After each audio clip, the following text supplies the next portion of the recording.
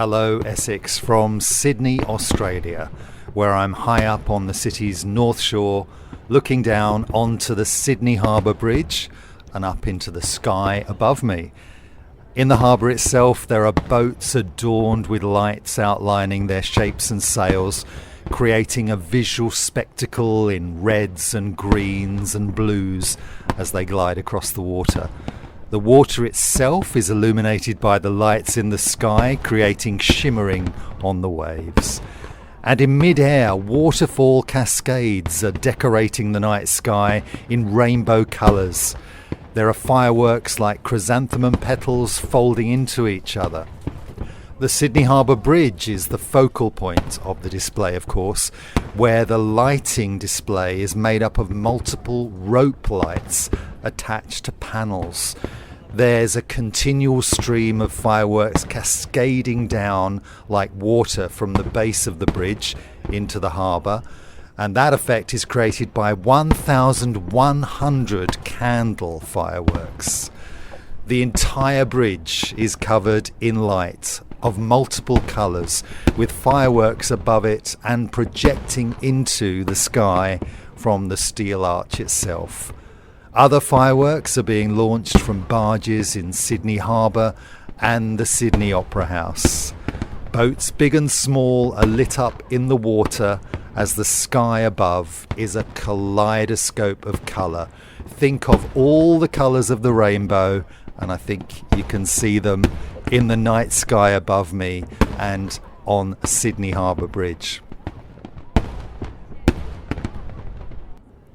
Sydney's New Year's Eve fireworks have become iconic and known throughout the world, and tonight's are the biggest celebrations since the pandemic began.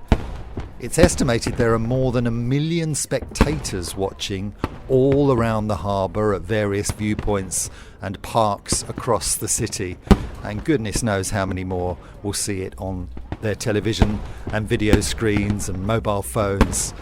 The budget for this year's display was $5.8 million. That's about £3.25 million. And the theme of the New Year's Eve Sydney fireworks this year, because every year there is a theme, is diversity and inclusion.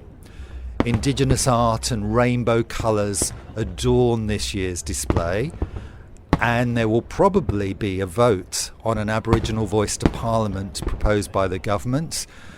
And Sydney is hosting the 2023 LGBTQA plus Pride. So those two events are part of the theme of diversity and inclusion. And earlier there was a sacred smoking ceremony, which is a ritual of purification and unity, cleansing the space or land where the fireworks are held for the new year.